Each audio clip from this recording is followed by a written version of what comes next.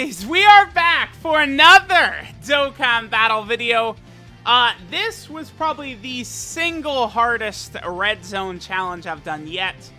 No iteming the entire Wicked Bloodline red zone with the Raditz team. Now, you might think like, oh, you know, it's not really that bad because you've got the Pure Saiyan, right, category, which is very strong, very top heavy, right? A bunch of the best units in the game are on this team, for sure. The problem, though, is that while Raditz has a very good leader skill in Pure Saiyans, right, and Saiyan Saga, the 200% part of his leader skill is pretty ass, right, since it's only essentially Saiyans, like OG Saiyans, right, characters like, you know, Team Bardock, Vegeta, Nappa, Raditz, and stuff like that. Those are the characters on the 200%. Needless to say, those are not the best characters for the Wicked Bloodline red zone for the most part, right? So it definitely does become an issue. Now, Raditz himself brings nothing to the team, right? He does nothing. He doesn't do damage. He doesn't tank. He's just pretty much a dead slot, right? So in each run, we essentially have these two dead slots.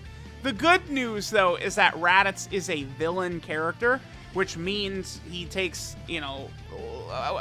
essentially he takes less damage from these red zone bosses compared to superclass characters, right? Which is really a godsend against some of these crazy bosses in here, Tech Full Power Frieza or the physical Metal Cooler Core, right? Where they super attack and then their normals after that are just like beyond belief, right? But Raditz as an extreme class unit, you know, he could hang in there a little bit. Now, this first fight against Frieza was very tough. All of these fights were incredibly close, very difficult. I kept dying to this Frieza.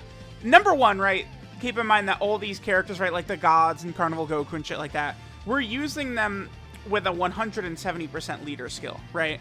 But so that means we have less health, really, than I would like to. I mean, our health here is pretty good, but, you know, in this run, we have the LR Gods, Namek Goku, Carnival Goku, and LR Super Saiyan 4 Gogeta. But in a lot of these fights, we're not running, like, you know, as many LRs, and thus our HP is not as high. I also found that depending upon the situation, our damage might not be that impressive. This second form Frieza can really tear you up. I mean, as you guys can see, we're just taking insane amounts of damage, and there's not really too much you can do about that, right? Like, that Frieza just pops those AoEs, and he could hit you really hard. Now, he doesn't hit as hard as Broly, right? Whereas, like, Broly, you have to, like, really, you know, build your team and prepare to get to that phase, and it's a real struggle. This Frieza, at least, is a little bit more, sort of, like, I don't know, possible, I would say, to get through. But he could still cut us up, often with those super attacks, right? I mean, I've had runs where that Frieza just kills us, and it just leads to things being a little bit tricky afterwards, right? Because then usually against this third form Frieza, we have very low health. So this is where Carnival Goku comes in, because, you know, Carnival Goku essentially does serve as a mid-battle healing character, right? Where, you know, we get to very, very low health, and Carnival Goku can at least bring us right back to, what is it, 59 or 58% HP that he revives with. So, like, that really can be very beneficial, right, to just get a little bit of healing through Carnival Goku's revive. This Frieza fight is just very long. I believe this is the longest red zone fight. Frieza at least has more health overall than the Shadow Dragons, so, you know, we can just call this the longest red zone fight, whatever. But that does allow us to build up characters like LR Super Saiyan 4 Gogeta, the LR Gods, Carnival Goku, Namek Goku can all build up like crazy. Depending upon the rotations, though, it's like we have, on this team, we have so many characters that are stacking that it's just between key orbs, right, and, you know, which rotations end up happening and how fast we kill the boss, right, it's just not possible to get as many stacks in for as many characters as I would like. Now, the thing that makes this so crazy is, right, like, second form Frieza is a real problem here, especially for a character like Raditz, right? You know, a lot of these characters are getting big defense on super attacks, so if, you know, second form Frieza supers right away, you're in trouble. Now this, I swore, wow, dude, I swore I lost right here. I was looking at this like, I'm done, because I can't put Raditz in slot 2 or 3, and I check, Raditz is coming onto this rotation, so next turn, we're gonna have double Raditz, but, like, there's nothing I can do about it. Like, I can't, This Frieza is where things start to get tricky. He does do quite a bit of damage with that super attack. But remember, this Frieza stacks attack. So he starts super attacking, and this boy can start really putting up damage. And remember, every super attack this Frieza does right here makes full power Frieza even stronger as well. Full power Frieza, basically, with this team, if he connects with a super attack at all, we're dead. Right? Like, none of these, I don't think any of these characters can survive full power Frieza's super attack. Yeah, no one can. Int Namek Goku could, but, you know, what? I don't think that this is not a run where he was able to really stack up at all, right? Or build up to the point where he's able to do that. Now, right here, I decided, I had to, I knew what was going to happen. I had to put Super Saiyan 4 Gogeta in slot 1, and he had to counter this, and he does, right? I knew exactly what was going to happen, right? So I just need to just get that Super Saiyan 4 Gogeta out like that. Now, I believe Gogeta countering means Frieza did not get his attack buff right there, by the way. I think if you dodge Frieza's attack, if you attack break it, or if you counter it, I believe Frieza does not get the attack stack in. So that's really good. So, I guess, I mean, here's what happens. I'm quite certain that Goku attack braked Frieza's super attack. I think Frieza's first attack was a super attack. And that's, literally that's it. We won. Because I got lucky. We got the attack break right here, and we're able to take out Frieza's super attack. I'm pretty positive that's exactly what happened. And we were lucky enough that there was enough ki on the field to where we were able to get super attacks with both Raditzes, thus allowing them to survive Frieza's normals. Remember, Frieza gets a massive power buff after he super attacks. So the fact that we attack braked his super attack means he doesn't get the extra stats, and we're able to get the W. Very, very tough fight.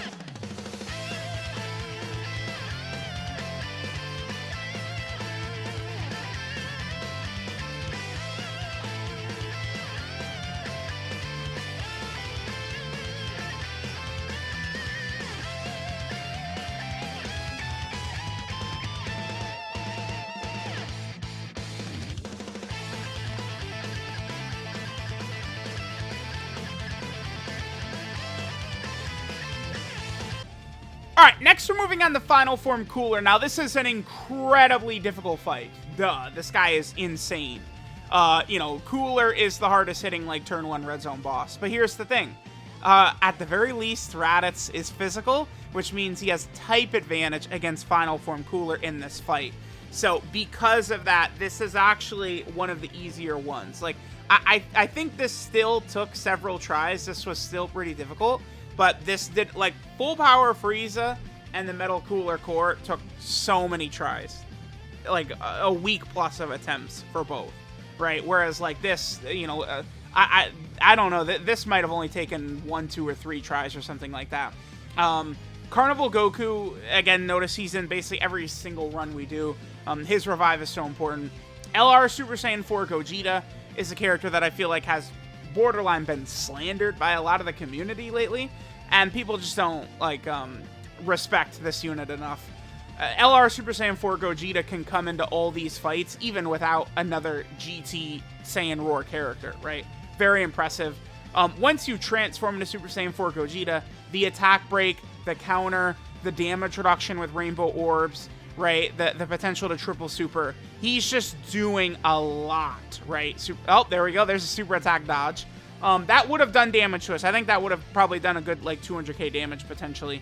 Kid Goku, dude, I gave him the full dodge build. I gotta go look at, the comments of that Rainbow Goku video, because I have won so many fights off Kid Goku dodging super attacks. I'm serious. Like, my Kid Goku's dodged 50 super attacks already. And it's like, I don't regret, I never regret putting full dodge. At this point, I'm just gonna start putting full dodge on every single character that comes out, because it's like, I never regret it, right? Like, it's like, dude, Gamma 1, right? Carnival Goku, these characters that need to be hit, I should just be giving them full dodge too, because it always works. These bosses, their super attacks, it just hits so hard. Even characters that could survive these super attacks, they just get hit so freaking hard, right? It becomes very difficult, right? So it's like, if you get a one dodge on one of these super attacks, and it just puts you in such a good position, right? Now, the LR gods are really good.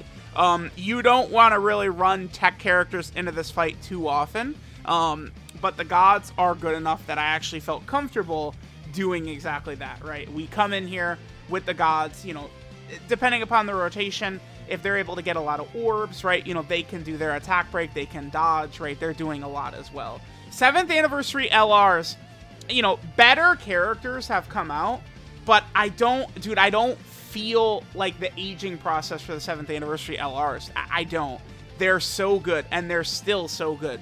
All the different, like, abilities they have, besides just, oh, they have an 800k defensive stat here, or, oh, they are doing, you know, 10 million attack sets. They're doing, like, special shit, right, which makes them just function way better. Right, characters that are doing more than just raw high defense or raw high attack are just way better, period. Especially when you get into these really nasty fights.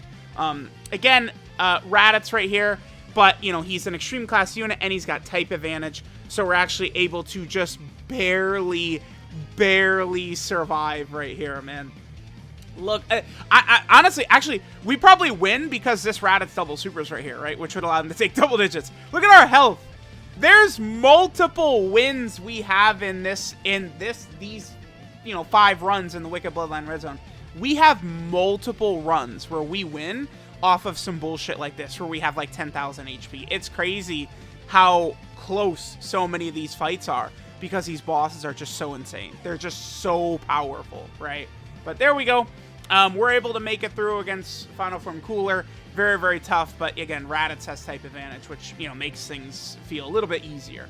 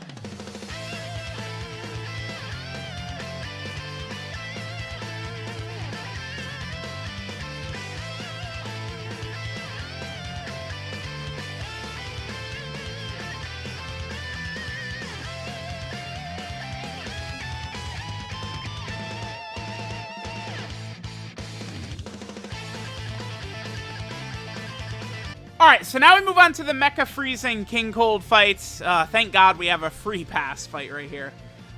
Despite the fact that, you know, Raditz is pretty unimpressive, this is not a fight even really Raditz would struggle in. If anything, Raditz could potentially help us out a little bit, because, you know, maybe his AoE could do some stuff, although Raditz's damage is less impressive against multiple enemies. Dude, Raditz is really, he seriously is the worst character they've ever released. Like, I really don't think that, like, it's just, like, factual. He is the worst character they've ever released, Raditz is. Like, far and away. It's just, the gap between him and the other 200% leaders is, like, actually unbelievable. Like, how much better. Even the worst, like, Raditz is in his own tier, right, of shit. A nice 2 million attack set right there. But the worst 200% leader that's like actually like a decent unit would be the Resurrection F Blues. And there is just a Grand Canyon gap between Raditz and the Resurrection F Blues. It's so unbelievable, right? How big of a difference it is between those characters. Like Raditz, I don't know where I would put, like if I would rank, a fun video would be rank every character in Dokkan until I get to Raditz. That would be so hard. Oh my god. I would be so... I might do that because it's like, let me know, tweet me, comment on this video if you guys want to see me do that. Rank every single character in the game. I did that for Namek Goku, and it wasn't really that bad because like Namek Goku's like 25 to 30 range. I mean, he'd be even lower now since so many good characters have come out, but like, you know, dude, Raditz? Is he like 200? That would be like a 5-hour long video. Raditz is like spot 230. That would be hell to do. Oh my god. I might do it. It sounds fun. But yeah, so Mecha, Frieza, and King Cold. This fight is piss easy, right? These guys can't do anything. King Cold can seal, so you just aim all your attacks at King Cold until you kill him. This is a fight. I like using LR Super Saiyan 4 Vegeta in this fight. I typically really like using... By the way, Vegeta can break, remember, actions against multiple enemies. The Super Saiyan 4s can. Doesn't really make a ton of sense since they're just fighting Omega, right, from that fight. Like, I guess thematically, like, that passive doesn't really make a ton of sense, right? But whatever. So, I like Super Saiyan 4 Vegeta, right, to just help me do damage to King Cold. When I'm running this fight, I'm typically trying to bring STR characters to just allow us to finish off King Cold. I feel like finishing King Cold off the faster, just overall, the better it turns out. And hey, look, we even get a super attack counter with Super Saiyan 4 Vegeta. Very good. Very pog. Okay, so there's the Mecha Frieza King Cold fight. Really not too bad.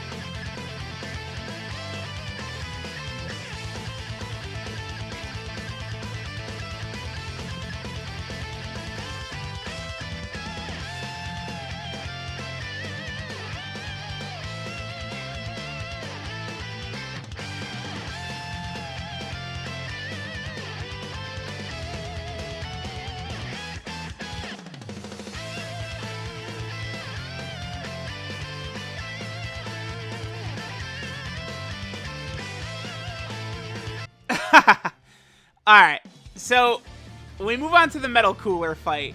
This is just pure hell. I don't know how else to say it. This Cyclopean Guard, turn 1, is just brutal. It's just, like, having to deal with this guy. The thing is, right, is Carnival Goku's a great defensive character. Look what happens to Carnival Goku immediately, right? Like, it's like, you know, he's great. He's really good defensively.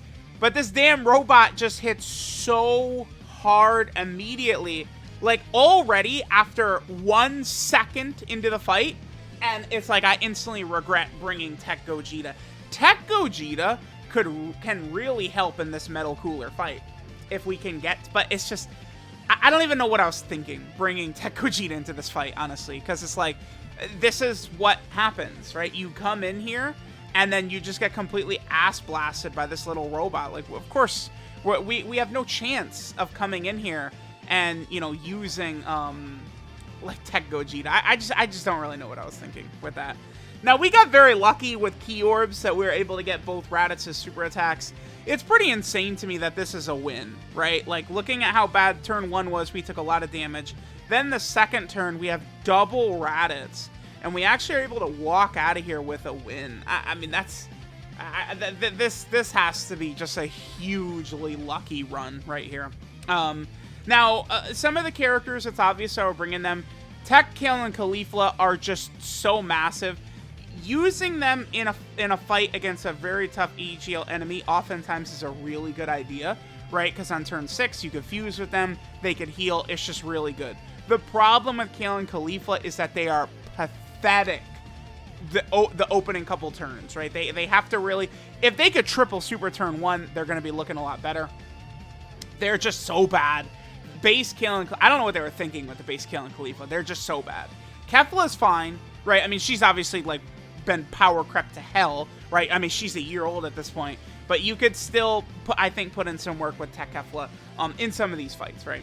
Now, I guess the way things went, we sort of got lucky, because, you know, we're going to be able to get some stacks, some attacks in with them. We're able to get some stacks in with Carnival Goku.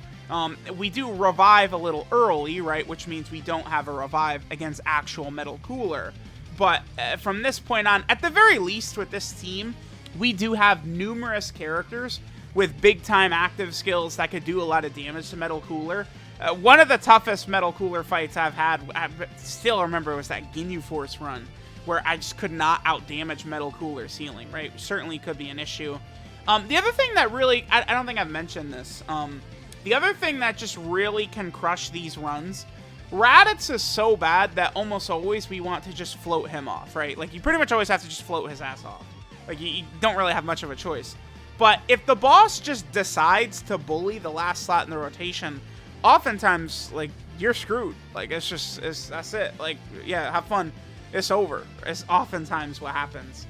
So it's like, in all these runs, we basically need Raditz to, like, the third slot just needs to be very comfortable for Raditz to sit in oftentimes, right? It can get very, very tough.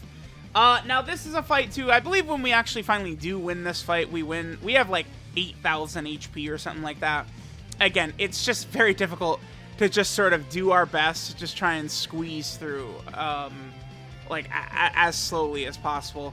Yeah, this was a good idea right here. Using Raditz's active skill to just, like, because that, dude, the robot would super Goku right away, and then Goku would, you know, get defensive debuffed, because as if the robot doesn't hit it hard enough, he debuffs you as well, which can be very, very frustrating. And then, you know, at this point, it's just like, you know, hopefully we could pray that the gods could do enough damage that we can, you know, just sort of make it through this Metal Cooler fight. Metal Cooler was ridiculously tough. This was a hard fight, man. A lot of these Wicked Bloodline Red Zone fights were very damn hard.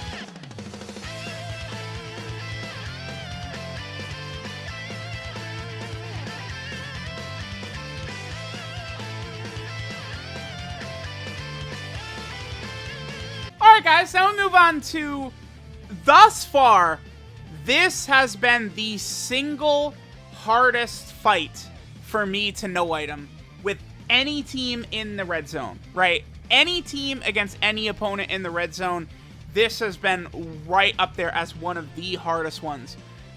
Beating Broly with Majin Vegeta's team took several tries. One of the infamous ones for me is the Goku and Gohan team. Really, I had trouble with Bojack. Bojack was just hell for that team. I mean, that was where, you know, Namek Goku, I had 10 runs where Namek Goku gets insta-killed by Int Bojack, which is driving me nuts, right? This fight, it is just, dude, the Metal Cooler Core, with this team, you, like, if he connects with a super attack, we lost, essentially. It's, he does so much damage. I mean, he does 300k to God Goku, right? Like, this fight is what made me I switched my God Goku to full dodge. Because it's like, I can't, like, yeah, we could live, he takes 300k, but that's, usually it's a death blow, because the Metal Cooler Core does 300k damage to God Goku, but then his normal attack damage jumps up past Cell Max after he supers. It just gets insane. Like, it's like, to make it through this, I'm very curious to watch this back, right? Like how is it that we actually made it through this run? Because I just couldn't, dude, this took 2 weeks or something. Every day, 3 times a day, 2 weeks. The amount of runs that just instantly die in this fight too. The Metal Cooler Army are just huge pricks, right? The gods, if the gods end up on turn 3, like usually it's instant death.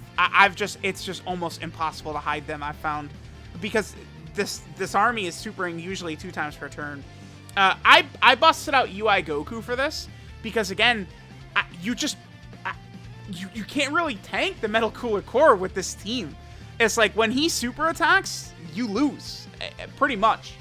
No one can take, like, Carnival Goku can't take it. The gods can't take it, right? Like, unless they dodge. Like, it's like Kid Goku cannot take it. Like, none of these characters can take it, right?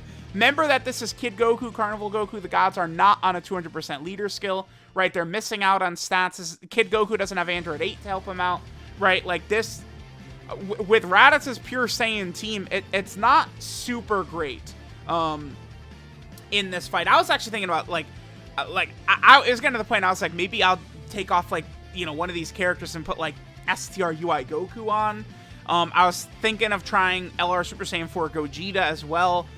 The problem, too, is that once you reach the Metal Cooler Core, on any given turn, you instantly lose if he seals the wrong character. You just instantly lose. Now, I cannot begin to describe how lucky we got that we were able to use Raditz's active skill. Saved us. Because, remember, Raditz using his active skill gives him his defensive buff. What is it exactly that Raditz gets on super attack? Because his defense goes up when he uses his active skill.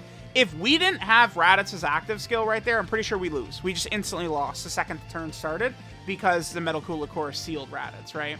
Raditz gets 50% defense on super attack.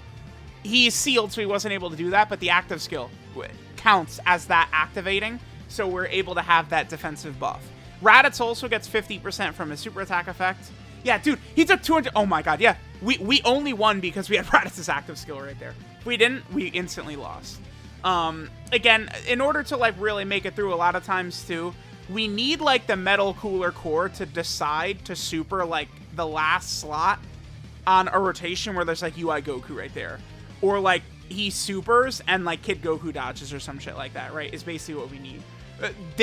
To get through this run, more so than any other fight, again, with any other team so far that I've done, it felt like I needed, like, perfect RNG to make it through here. It was just this, because, again, he supers, and it's just nothing you could do, right? It's not, like, at least when you're fighting Red Zone Broly, it's like, you could, like, there's a bunch of characters that could nullify it with some of these teams. I guess, to be fair, though, you can't dodge Broly. Right, at the very least, this Metal Cooler Core, we can't really tank his super attack and then the damage from his normals afterwards. But at the very least, we can, you know, bust out UI Goku, right? You know, to potentially try and dodge and stuff like that.